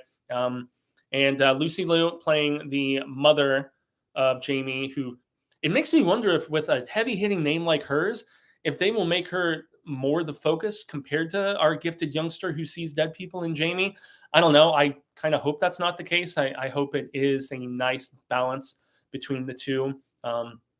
But Later was something, and shout out to Mike Kearns once again for Mike's book reviews. That's a book that surprised the both of us, and him and I had some palaver about it, and we were just like, yeah, I appreciated the hell out of this significantly more than I was anticipating. And it's short enough where doing it as a series, I'm totally okay with, because of the fact that you have Sai King gloss over so much of, especially Jamie's like very earlier childhood when he's first discovering this ability that he has to see and talk with, those who have left our mortal plane. And it's one where I think you would definitely not try to do multiple seasons or anything like that. This would not be like the Dead Zone or Haven or anything, or even Under the Goddamn Dome, for God's sake. But later is one that I think if you kept it to 6 would probably be ideal for me, but I think you could stretch it to 8. 10 would definitely be a bit much. And, shout out to Maddie once again, who was like, we were talking and we were like, yeah, they condensed The Outsider on HBO, but even with condensing and trimming some stuff, it still felt long, at 10 episodes, and the pacing wasn't so great. But this is, especially with some of the other talent involved besides Lucy Liu, Rael Tucker, Rael, I don't know how to pronounce her name, but she has a lot of big time credits under her belt. She's received awards, if I'm not mistaken, for her work on True Blood, which I at least enjoyed the first few seasons of. She's also worked on Supernatural. She comes with a lot of clout. And, Jason Blum saying that he's been wanting to adapt Stephen King since before he was even born. So that's at least relatively funny. So that was some news that we got through the pipeline earlier today. And of course, I had to joke. I'm like, wow, they've already optioned Sleeping Beauties and they're turning, Life of Chuck and, Rat and all, like just about any new thing that Cy King has come out. The Institute allegedly coming to AMC. Who knows if that'll still be happening? Just like I'm wondering if it's still happening with Sleeping Beauties at AMC as they continue through that comic book right now. But yeah, this at least seems like it's on firmer ground, and the likelihood of this happening compared to some of the other series we've heard about being in development over the last few years, I think the likelihood is significantly higher. What do you guys think? I mean, are you excited about this adaptation with some of the talent that is being assembled for it? Jump in the chat, or if you're watching this after the fact, in the comments, let me know. Okay. Continuing around. Okay. For a first-time reader, so Ali, just to jump back, since I railed off talking about the later TV show. As much as I enjoy Lisi's story, it's not one that is for everybody. I enjoy it. I would not go as far as saying I love it. I do love the television series, though. Apple TV, the series with Clive Owen and Julianne Moore, I thought was tremendous, and maybe in some ways better than the book. King said that if he was going to adapt his own material for a TV series, with that, as he's gone on record to say, being one of, if not his favorite book, he's like, if anyone's going to fuck it up, I'm going to do it myself. And so I thought that he actually elevated the material. Dane DeHaan is fantastic in it. So I would recommend later over Lisi's story, but I'd say check them both out, man. Really, really get on that. Okay. Jay Nightmare says, for a first-time reader, what do you recommend, Doomakey or Revival? If you've never read either before, I would say Revival for sure. It's leaner and meaner. It's shorter. It does take its time. It is a slow burn. Those are both slow burns, in all honesty. But as far as length goes and pacing, and especially if you're into music, Jay Nightmares, I would definitely say that that Doomakey is tremendous. But whereas Revival, in a lot of ways, it doesn't really feel that similar to much of anything that King has done in a lot of ways. Now, granted, you've got the coming of age aspects, in our young character, also named Jamie there. Charles Jacobs is such a great misunderstood villain, sort of character, and it's got one of King's best and darkest endings. And so, yeah, I would say Revival, but Doomakey is great in its own tremendous way. So, and also Wireman being one of my favorite characters. But yeah, Jay Nightmare is definitely Revival over Doomakey, but they're both tremendous, and I love them both. Okay, this is a name I hadn't seen. Colin Conselman says, just joined the Facebook group recently, and I've been having such a blast. I'm reading The Stand for my first time right now as part of my trip to the Tower based on your list. Well, Colin, I'm humbled and honored that I was able to, impart some insight in that regard. I love The Stand. I saw somebody in the group recently railing about saying stick to the 94 miniseries. I love the 94 miniseries. I wasn't too big on the recent version that was done at CBS All Access, which is now Paramount Plus, I guess. I don't know. I bought a year subscription because there's a few things on Paramount Plus I wanted to check out. But The Stand is the shit, man. All versions of it, and aside from that Paramount Plus. And you guys are going to have to bear with me for just a second because... Excusez-moi. Sorry. As I said multiple times throughout this, I have been trying to get over Captain Trips, trying my damnedest to get over the hump, get out of the woods, as they say, so to speak. Pull pull a girl who loves Tom Gordon in that regard. In any event, okay. All right. More stuff that I cannot see. Carlos C says, looking forward to it. Burning Witch Studio. Very cool. Which Doctor Sleep storyline would continue forward or backwards? Interesting. Well, I guess it depends on which version of Doctor Sleep you're talking about, because as much as I love Doctor Sleep, the book, I think the Mike Flanagan film is better. And I don't really know if you could go forward with well, you couldn't really go forward at all. I guess with Abra, maybe it just, I don't know. That's one that I feel like the film really brought a conclusion to the story. It most definitely brought a conclusion to our lead character. But the book didn't. So I don't know who you would have to envision. King would have to envision a really prolific antagonist, because Rose the Hat was awesome. And Rebecca Ferguson, especially in my estimation, elevated that, like, both of the women in that, even the actor who played Crodaddy and stuff. I mean, and Snakebite, the girl. I mean, all three of them I thought were so much better on screen than even King did them on paper. Flanagan can do no wrong, man, in my estimation. Especially let him adapt anything Cy King that he wants. I'm still heartbroken about fucking Revival, those studio assholes. Okay, Andrew T continues and says, I missed the Saturday episodes a lot. Okay, K-Max says, I just saw this. Movie Mike says, we all appreciate the effort, Fuego. Just glad to see you on the men. Yeah, I'm not out of the woods, as I said. Tonight, Fuego is Captain Sips. Yeah, I'm having to be, man. And this is just, it's just water and a little citrus, because I'm trying to, like, overwhelm my body with the vitamin C and echinacea and all that to complete the recovery. It's just been lingering. Lingers. Do you have to let it linger? Do you have to? Okay. I love Stephen King. So do I. Hails to the easy. Speaking of Juniper Hill, says Zach King, I wouldn't mind the story set there. I think it would be fun learning about all of the crazy people. Zach King, that is a damn good call, because really we've only spent like small little like amounts of time there, like Bowers and It. And the rest of the time, it's just been mention of it, along with mentions of Shawshank. So that's really been the way that he has approached that. We haven't like really spent a story there, so to speak, like a full story. That would be, to me, even more intriguing than Shawshank Redemption. Like, give it some, give it some.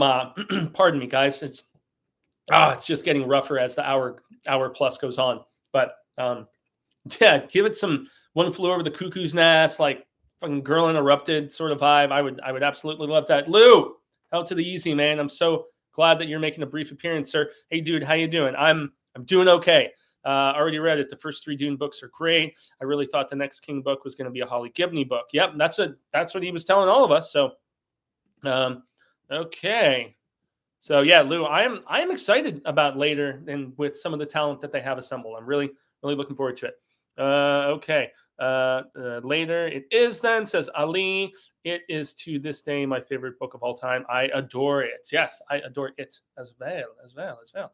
Okay, Sharon Beveridge says, all right, gotta go for now. Catch the rest later. Sharon, I know you were gone, but if you are getting to the end of this, gracias, and thank you so very much for the continued support. Want King to make later a trilogy, later, sooner, and now. Well, yeah, that'd be interesting. I dig that. According to Bev Vincent, Roland had siblings that did not live. That may be what King writes next. Okay, interesting. Joe Esposito, I'm in the minority, but I didn't like the ending of The Outsider, the book. All that build up to the final confrontation, to just have Hallie whack him with a sock full of ball bearings. Yeah, I really enjoyed the first half-ish of The Outsider. But the fact that, and I've said this before, King is all about, and he's done this ending so many goddamn times. And I give the constructive criticism out of love. Okay. I genuinely do. Because how many times, and I've mentioned this on this program, quite a few instances, but how many times has King had our band of heroes go to, or our hero, singular, go to like the lair of our big time villain to confront and or just relinquish, kill, whatever, our big baddie. We had it in It. We had it in Insomnia, the kind of like spin-off of It, I guess you could say. You had it in The Outsider. You had it in goddamn Doomickey. I mean, yes, King is unfortunately, he does that way too much. And also the fact that, yeah, once again, we have, just like at the end of Mr. Mercedes, we have Holly going and whacking somebody over the head with a sack full of blunt objects. I don't know. Joe, you are not, I don't know if you're that much in the minority, honestly, because I am 100% with you. Joe says, I'd like a Tommy Knockers readaptation. Well, it's in the works, dude. So you're in luck. James Wan is producing. So I mentioned that earlier in the broadcast, and yep, it is happening. It is a thing. Ali says, so far I read about 22 King books. My next ones are probably going to be later. Lacey's Story Firestarter, and I've yet to continue Gerald's Game. Yeah, Gerald's Game, I love that book, but I have a lot of friends who, also with Lacey's Story, they're just like, and with Rose Matter, that like, I don't know what it is, but a lot of my friends were like, man, King is King. Those Lady King stories kind of drag. I agree to a certain extent, I guess, but I've grown to really love those stories. So I don't know. But that is not an uncommon opinion. Okay, Lou chimes in and says villains in King books often turn out to be weak and hence met less than dramatic endings. Yep, and that's why all too often peeps have criticized the endings because they're so seemingly easily vanquished.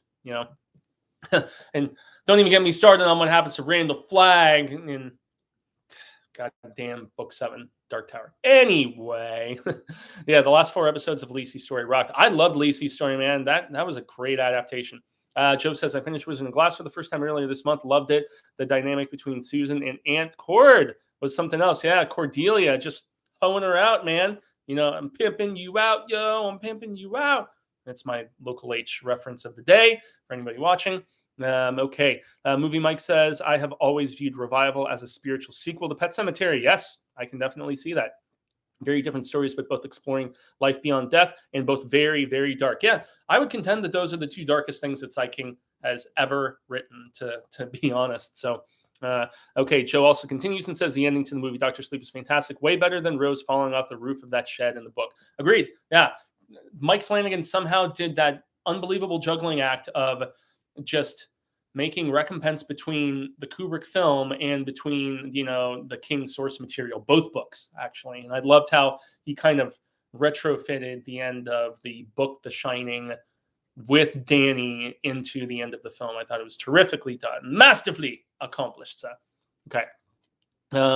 Okay, he'll never do it, but as he gets older, you'd think he'd do the one final big fan service book and bring back It/Pennywise. Well, he's done similar entities, obviously, between Dandelo and oh goodness, I'm having a brain fart, guys. You'll have to tack, being a similar sort of entity in that regard, from oh goodness, Desperation and its twinner, but the Regulators. Man, my voice is just dying, guys. We will probably, as I just go through the last of these comments and notes, I'm going to have to peace out because my throat is getting hoarse. As I mentioned, this is the most constant talking that I have done in probably more like a week and a half, because I came down with the Captain Trips about 9 or 10 days ago. Anyway, Lou says, I'd love a TV series / movie about Ben Mears, Mark Petrie after Salem's Lot hunting down vamps. Yeah, Lou, you were spot on, my dude, as you all too often are. And that's one that, hey, even though I have a soft spot for Return to Salem's Lot because I love friggin' Leonard, I love Cohen and I love Michael Moriarty, who's also in The Stuff and Q the Winged Serpent. But that's not Chapelwaite, the prequel series with Adrian Brody was great. So, if we could finally do a Salem's Lot sequel proper, not an epilogue like One for the Road, although I love One for the Road, but that feels more like an epilogue as opposed to a sequel, so to speak, it is a short story anyway. So, Jay Nightmare says, thank you for the content. Appreciate it. Just chiming in with that. It would be cool if he gave another Bachman book. Yeah. Just the ruthlessness of the Bachman books, especially each time I revisit them. We're going to be revisiting for its 40th anniversary, The Running Man, in a couple of months. And I just, Rage is the only one that I really don't get that hot on. Blaze is the only one at this point that I have not revisited. And I wasn't the biggest fan of it, but that was another trunk book. So we'll see. But just re-embodying that sort of kind of go for the jugular viciousness that he has in those books. A similar vein to the degaffness of his short stories in a lot of ways. So, but yeah, I would love another Bachman book. I really would. And even revisiting The Regulators recently, I was just like, yeah, damn, that book goes hard. It's very cold, cold blooded. Jay Nightmares says, you're so right. The Outsider was amazing in the first half, was top 10 potential up until then. Yeah, it's unfortunate in that regard. Norin Rad 82 chimes in again and says, I've been searching for more Stephen King written comics. I have The Dark Tower and The Stand already, and also have a lot of Joe Hill. Yeah, I mean, Joe Hill, his comics are just tremendous. Lock and Key, goddamn, dude. Thumbprint is really good. He founded his Hill House Comics with DC, and I was a big fan of Basket Full of Heads. Plunge was okay. Didn't absolutely love it. Dying is Easy, which was more of like a hard-boiled crime sort of thing, similar to the vein of what his father does. That was good. So I would say Joe has been more successful with writing comics. But if you haven't read American Vampire, which the first volume King co-wrote it with Scott Snyder, so there was what took place in their present, which was the 20s, flapper time and everything.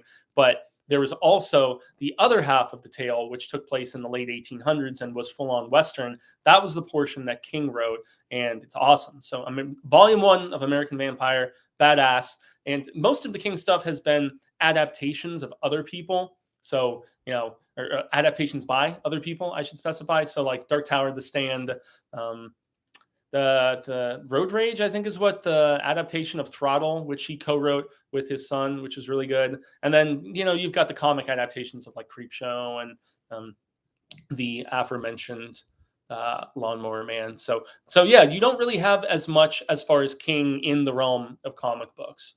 So hope you feel better soon. Get some rest. Haha. Yeah. Yeah, well, that's what I've been doing for the last week and a half, and yet still not completely recuperated, unfortunately. Ali says, although I deeply enjoyed reading Revival, I must admit I was kind of underwhelmed by the overall reveal, which to me was too reminiscent of Phantasm. I can see it. Yeah, I mean, when you peer into that other dimension where you've got all of our little crunched down Jawas, pushing and whatever, I can see the reveal. As being something you compare to that. Phantasm being one of my absolute favorite series of all time. Just to clarify, there are only 4 Phantasm movies. There's some people who think that they made a 5th one, and Don Coscarelli didn't direct it. And yeah, it was a fan film, and I didn't like it. There are 4. Jesus Christ, guys. Yeah, glad we're nearing the finale because I hate having to subject you to me clearing my throat. But yeah, there's only 4 Phantasm films, but I can see it, but I don't know. I'm not going to be as judgmental. Phantasm 2 is the shit. One of my favorite films of all time. Okay, nice, Lou. Love The Raft. Yeah, The Raft is fantastic. Adore it. They filmed the segment in Creepshow 2 here in Arizona, actually, which is exciting. Great to see that you're back on your feet, dude. Keep on walking and sipping. Survivor type. Yep. Okay, so maybe I... Excuse me. Goodness, Lord. Oh, louder sound.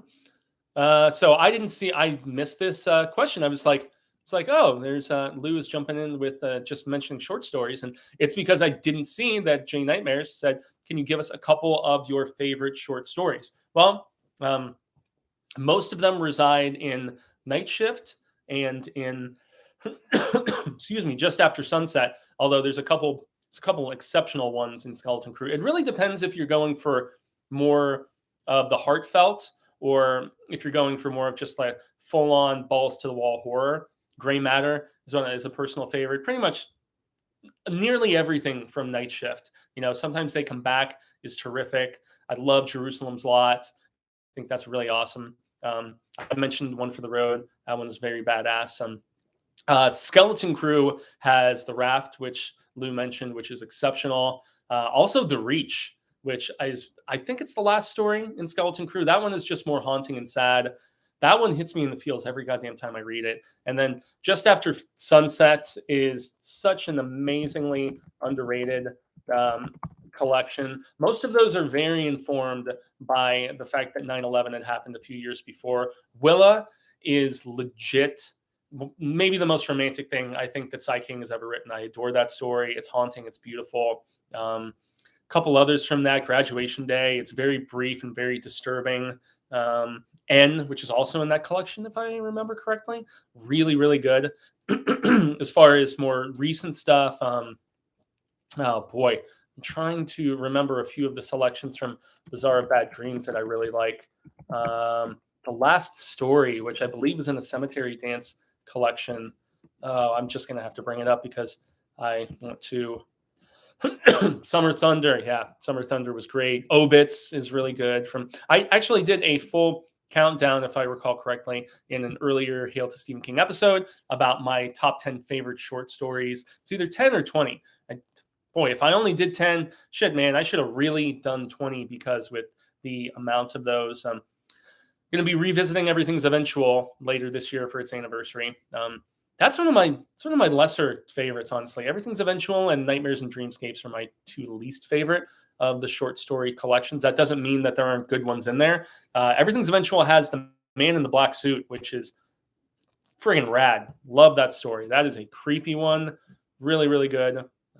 So, yeah, in any event, that's just a few off the top of my head, Shitty Nightmares. And definitely check out Stephen King podcast because, Lou has great information about various Sai King, El Rey, as I so affectionately call him, sort of stuff. Me and Lou, unfortunately, are not in the same camp about Survivor Type. I think that story is just a little bit too goofy. It's darkly comedic, but it's a little too silly for me and its preposterousness. But it's a check your brain in at the door. It's fun. I didn't mind the animated version they did on Creepshow. A lot of people hated on that and the twittering from the Circus of the Dead, the Joe Hill that they did. And that's another thing coming later this year. We have Joe Hill, son of the King, as I so affectionately call him. That film was actually supposed to be releasing this summer, but the buzz was so good after it screened at a festival. I think it's screened at a couple of festivals now, but the buzz was big, and so they moved it to June 24th. So the latest film adaptation from Stephen King's son, Joe Hill, is and Ethan Hawke looks terrifying in his villainous role. It was a short story from 20th Century Ghost that I can't say was a personal favorite, but the film, Scott Derrickson, man, I mean, he's badass. Doctor Strange and Sinister, and the Exorcism of Emily Rose, I think, is the one that he did, which was very celebrated. Had Dexter's sister in it in the title role. So yeah, a nice hard R, just creepy film. I'm all about that. So that's another thing that we have to look forward to. And as far as another Sai King adaptation that we still have not gotten proper clarification about when the hell it's going to be coming out is this Children of the Corn movie, man. It was shot during COVID in Australia, if I remember correctly. The director of Equilibrium, who is a very capable director, we all know that there's Children of the Corn is the most sequelized series of anything that Sai King, anything based on Sai King source material. So there are more Children of the Corn adaptations than anything else tied in with El Rey. And I want to see this movie. Even if it sucks, I still want to see it. And it was screened in Florida last year at like 2 theaters, and then we haven't heard a peep about it since then. I don't know why they're waiting. It's not like this is going to, I doubt it's of theatrical quality. Maybe they're like, bartering with different streaming services, trying to get the most out of it as opposed to going the VOD route. I'm not sure, but I hope we get to see that this year. We assume we're seeing Firestarter this year, obviously, along with Salem's Lot, and then our 2 books. So, there is a lot of exciting stuff still making its way to us over the course. Yeah, and Zach King. There is a Talisman comic. Unfortunately, they canceled it after 1 volume. They just did the Road of Trials, and that's it, which was a bummer, man, because they even had a slightly expansive prologue that looked into Jack's brother and Sloat and some of their early business dealings and stuff, and just discovering the ability to jump into the territories. That was a heartbreaker that they didn't continue that one on. That it just didn't sell well enough, and it was canceled. That happens a lot, unfortunately. So even if it never got finished, yeah, exactly, Zach. And that's exactly, Zach. Would you do an anniversary of Charlie the Choo Choo? Jose, I don't know if it really warrants it, because really the book is so small that dedicating, I mean, you see it back there, right? So, or excuse me, wrong thumb. That way, yeah, it's that way. And I need to move this away to, there we go. Sorry, I'm looking at the delay on the chat as opposed to the live feed. But yeah, Charlie the Choo Choo, it's a cool little novelty sort of thing, but I don't think it really warrants the dedication of an entire episode. Yeah, I Am the Doorway. That's another one from Night Shift, dude. I adore. You have that Killer Night Shift T-shirt. Yeah, indeed I do. Yeah, which is it's that paperback cover of Night Shift where it's got the hand with the eyes and stuff. It's awesome. That is one that I would love to see a big budget adaptation, either in an anthology horror television series of some sort, or I mean, God, can't we just have a Nightmares and Dreamscapes revival and put it on Showtime and have Mick Garris curate it like he did with Masters of Horror? And we can do, because the thing with Nightmares and Dreamscapes, the series that was on TNT, not every story was from that collection. They cherry picked from a few others. Like there was some stuff from Everything's Eventual, and I think there was something from Skeleton Crew, if I'm not mistaken. But yeah, because Crouch End, another one of my favorite short stories that was in Skeleton Crew. Fucking love Crouch End. And the 10 O'Clock People, another short story that's amazing. So yeah, I would love to see I Am the Doorway with a budget, because they've done it as these fan films, the Dollar Babies quite a few times, but I don't know if any particular one has really adequately captured just the awesomeness. And so I love when King does sci-fi, as the question was posed earlier. I wish that along with fantasy, he would write a little less true hard crime, like sort of hard-boiled crime sort of stuff. And come on, King, give us more sci-fi and more fantasy. So have you read Cujo? Oh, yes, of course I've read Cujo. Read Cujo a few times. It's not, I think one of the biggest strengths of Cujo, which I mentioned when we did our book of the month of it last year, and it was a big spoilers discussion. You can find that here on the Horror Show channel in the Stephen King themed playlist. But Cujo, I feel like the importance of it was for the world building of Castle Rock, more so than a lot of like the aspects of infidelity and the marital strife and all that. And I mean, I don't know, the death of our first sheriff and everything, Bannerman, right? The dude, and I like the ghost of Frank Dodd, haunting the city a little bit, or the town, I should specify, and whatnot. But I don't love Cujo the book, and I mean the film with Dee Wallace is solid enough, I suppose, but it's just another one of those similar to The Shining, where I know it has this iconic status to it, but yet I don't love it. But personal opinion, as I always say. Okay. Lou says, thanks. Okay. The process of moving all the podcasts over to my YouTube channel. Badass, Lou. I haven't listened to as many of them as I would like, because I'm less of a person that goes on, Podcast One and goes on Apple and all those other places to find podcasts. Most of the podcasts that I listen to are people who have them on all of those different sectors as well, Stitcher and, Spotify and all those other places. But most of the podcasts I listen to them on YouTube. I'm one of those people, to a fault, as I can own it. It is what it is. So, okay. Esposito says, do you give any credence to Randall Flagg being he who walks behind the rose? That's a question that I've heard posed quite a bit. I don't personally think so, but I think that there is room in this world, in this multiverse of Psy King, for there to be other significant villains besides Randall Flagg and Bob Gray, Pennywise. There are other very important sort of, but I can see some of the similarities, and so who knows, maybe on one particular level of the tower, that was something Flagg was doing. It's possible, but it's a theory that I know, despite how widespread it is, I haven't personally invested myself in confirming. So, okay. Zach King says, not Garrus, Flanagan. Yeah, I mean, in a perfect world, Flanagan would do a Stephen King anthology series for Netflix, who has a first look with him right now, and he would do 12 or 14 episodes, and each one he would write and direct, and it would be a different Stephen King short story. Fuck yeah, let's make it happen, Flanagan. Please, I'm going to tweet you right after this and say, let's make it happen, man. God, I would be happy as a pig in shit. Anyway, okay, I actually like the Shining film much more than the book. Guilty. Hey, everyone's entitled to opinions. I've gone on record and said this a lot.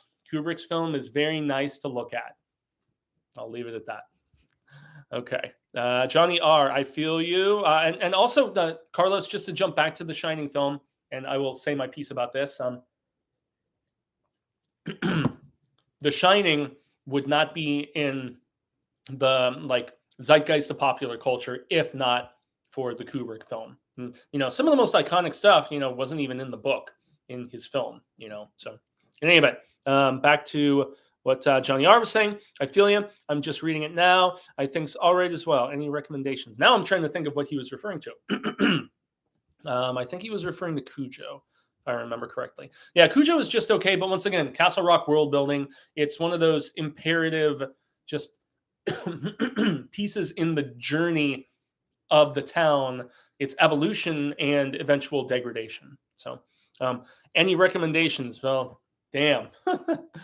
That's way too tough. I always say, if you haven't read Pet Sematary, it's really the heavy hitters. The heavy hitters in a lot of ways are so revered for a reason, and the heavy hitters being Pet Sematary, It, The Stand, Salem's Lot. As much as I'd love the Dark Tower books, I don't recommend them as some of your first forays into the King, especially since a lot of the later installments tie in with so much of his other work. Really the earlier stuff, the Dead Zone. I adore the Dead Zone, and it's really King's first attempt at writing the great American novel. The protagonist, Johnny Smith, is one of my absolute favorites. Now, I do prefer the film. The Cronenberg film is another one of those where the fat was trimmed a little bit. There's some stuff in the third act. Really the book is broken up into two halves, but as far as, I guess 3 parts necessary, but there's the pre-accident, and then there's the, trying to find the killer, and then, everything with Stilson. But in the third act of the book, then Johnny, he spent some time in Arizona, my beloved home state, deadly desert and everything. So there's some stuff that is omitted to kind of streamline the story for screen. And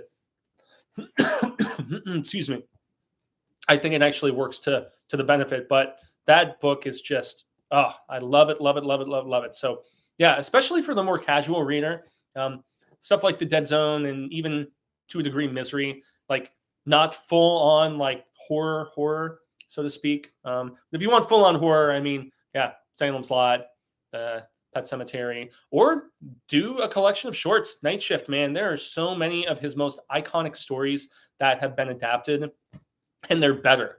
The short stories are better. Short story for Sometimes They Come Back, the end of that shit is bone chilling for me, in what our lead character does compared to what he does in the significantly defanged and declawed. I guess I did have to do 2 local H references in this particular video, but yeah, man, the little bite size, horror bites, so to speak. And if you're not into one of the stories, if you don't like The Woman in the Room, for every one of those, you've got Gray Matter. So, okay. Excuse me. Jay Nightmare says, would you welcome a VHS style series of Cy King short stories? I think it would be cool. Yeah. I mean, would it need to be in that grainy format though? I mean, it's got some charm to it, I suppose, but, and don't get me wrong, I enjoy VHS. I think the first and the fourth are the strongest of the series. I love 94. I thought it was really damn good, even beyond Ratma. I thought the wraparound story was solid. There's a character named Petro in there, which was funny. But yeah, I just give me another anthology take on Cy King. As much as I have been happy seeing some of the adaptations of Joe and Steve on Creepshow, I don't always know if the campiness really lends itself. There's certain Cy King short stories that are not campy. They are just flat out scary. And I wouldn't want those to have that goofy sort of feel to it, because there's, as much as I love, Brain Dead / Dead Alive, and as much as I love, Army of Darkness, and, and then Tucker versus Dale, and, it's so just horror comedy in general, there is a time and a place for something that is seriously fucked up and doesn't make me chuckle, and I feel like a lot of my favorite Cy King short stories, they veer more towards the serious and that sort of Twilight Zone, Tales from the Crypt / EC Comics sort of messed up twist. So yes, I would just love to see another anthology series specifically dedicated to Sai King stuff, and that would not be toned down, where it would be on a premium network, and you could go any of the streamers, you could, or any of the premium channels. You could, at this point, you could do it on AMC, because they have toned down just the censorship of violence specifically and language on Sci-Fi Channel, on AMC. I mean, God damn it, why isn't somebody making this happen? And the same with Netflix and with Prime and with Hulu and Hulu /FX. Watching American Horror Story, the sex and the violence and the language is just balls to the wall, man. It's decaf as they come. So yes, that would be a dream come true, or a nightmare come true. It's like, please just give it to us. Another Sai King anthology on screen would be amazing. So even if Mick Garris was doing it instead of Mike Flanagan, or just bring on a different director for each episode, that could be fun. Let Jordan Peele direct one, let Derrickson direct one, let Juan direct one. How amazing would that be, guys? God damn, let me or Cecil direct one, for Christ's sake. Shit. Okay, back to it. Zach King says, for me, I always remember The Long Walk. Yeah, and that's we're getting it. Andre Overdahl. The guy who did Scary Stories to Tell in the Dark is making The Long Walk, or claims he's still making The Long Walk. That's another one of those properties, man, that just, they say it's coming. They say. There's your Scars on Broadway reference from the day. Joe Esposito jumps back on once again and says, I think The Dark Half is so underrated. It was a 5-star read for me. I think that's a good starter King book, even if you don't know the whole Bachman backstory. I agree to an extent with that, Joe, but I feel like you most definitely get a shit ton more out of it if you're aware of the meta-ness and the just real life connections, and with what happened with Bachman and the reveal of the alter ego and all of that. It's still solid. That's one that, while I enjoy the George Romero adaptation that was done in the 90s, I'm excited for the upcoming remake of that I believe, if I remember, James Wan has his hand in that remake as well. It's either James Wan or Blumhouse. Those two are really like the major entities. His Atomic Monster and then Blumhouse are really some of the major forces spearheading some of these new King adaptations that are on their way. Yeah, The Long Walk. Excellent. So I'm going to jump back and just take one more peek at my notes, but I am approaching 2 hours now. God damn, 2 hours. So it's been a fun discussion, everybody. It's a blessing. It's a humbling honor to be able to continue doing this program. I'm stoked about King returning to fantasy, just to reiterate that once more. I know that some people think a lot of others do it better, but there is just a very distinctive flavor to when King does it. It's his prose, it's his character development, it's the fact that I feel like anytime he's done fantasy, as he mentioned in that in those quotes in the Entertainment Weekly article, it makes him happy, and you want your creation of art to be fulfilling. If you're doing it to try to appease or make somebody else happy other than yourself, I think that's when disingenuousness can creep in. It's like when a band, God forbid what's happened with a lot of those indie bands in the 2000s, whether they were metal or, screamo or just, I don't know, whatever sort of, smaller kind of hipster rock or whatever, folk or, whatever it may have been. Some of these, indie labels, not majors, but, smaller labels would sign these bands to like 6-7 album contracts, and they're in a stranglehold to like produce. And when you're forcing the artistic process, whether it's because a contract has been signed or because, you're just trying to give your fans what they want as opposed to what you want to make, that's where I feel like quality can suffer. Doesn't always happen though. I mean, pressure can bring out the best in creative people as well. So, but yeah, as I just take a peek at all of the other stuff, and I did a whole video about everything that is in development, from, this new version of the Boogeyman to the new Carrie series on FX to, I just mentioned MGM's The Dark Half. from a Buick 8, the Stake Land director working on that. Girl Who Loved Tom Gordon is apparently finally being made. I've mentioned so many different things. Seek out the video that I did, previewing everything that at the time of that filming was still in development. But excited about later. Very stoked about King's return to fantasy. And yeah, I'm trying to be cautiously optimistic about the third Gwendy book, which we will be getting 3 weeks from today. So we have that to look forward to. But as we are just hitting the 2-hour mark, everybody, I have to extend a grande gracias to everybody who tuned in to this very loose discussion for the 300th episode of Hail to Stephen King.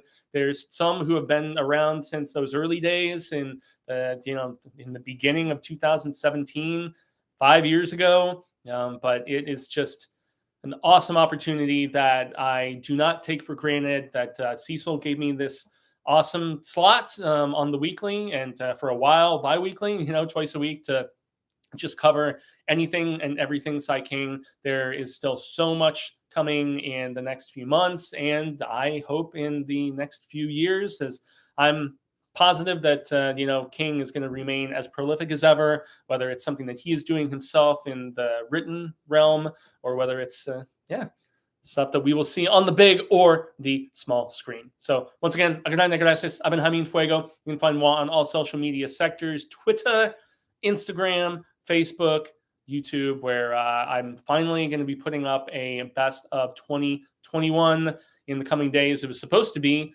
earlier this month, but I got sick and my throat was so damn sore and coughing and all that crap, I could barely talk. It was a joyous occasion, trying to deal with all of that. But yes, very much looking forward to a week from today discussing the Dark Tower 4.5, as we so affectionately call it. Just closing out these windows real quick, which is none other than The Wind Through the Keyhole, a story within the story within the story. I prefer it more than probably the back 3 books, but that's just me. It's not all about, it's another awesome young Roland tale, but it's really the third story, the story that a young Roland tells this orphaned boy that might even be my favorite of the 3. I don't know. The stuff with the Skin Man is great too. So next Tuesday, February 1st, we will be discussing that, and also look forward 2 weeks after that to Gwendy's Final Task, the newest collaboration between Richard Chizmar and Sai King, the conclusion of the Gwendy trilogy.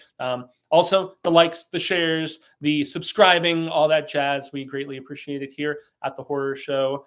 We recently did a review of 5 Cream. That's right, aka Scream 2022. We have opinions about it, as many people seem to. So yes, if you'd like to check that out. And also, we did a preview of our most anticipated horror stuff of 2022. We also did our top 6 favorites of 2021 and our top 6 worst of 2021. So those are some of the most recent videos that we put out. Thankfully, those were filmed before I came down with Captain Trips, but thanks everybody for bearing with the coughing, the sipping from the goblet, which I thought was rather befitting if, a major crux of the discussion was going to be fantasy. So I appreciate the warm wishes for recovery and everything. Greatly appreciated everyone. And of course, for those, if this is the first Hail to Stephen King you've ever checked out, or if you have been a constant viewer for quite a while. So that's going to be the end of the proceedings for today, everybody. Thanks for chilling with me for these last 2 hours. And until the Wheel of Ka comes around once more, hasta luego, sin amigos, constant readers and viewers alike. Say thank you, hoping that we have been well met and that we share more of this palaver sooner rather than later. And until that instance occurs next Tuesday, remember to stay scared and read Stephen King. Right back there, that's Reezy. The Wind Through the Keyhole. It's the shiznitto bam, snip, snap, snip. All right, everybody. Lou, thanks for dropping by, man. Always appreciated. Andrew, Dan, Carlos, Joe, everybody. Sorry, Jay Nightmares. I mean, so many, Ali, so many awesome peeps who stuck it out and chilled. Zach King, who bopped in and gave some insight, asked questions. So very much appreciated. And I guess it's time for me to peace out and go eat a fish taco.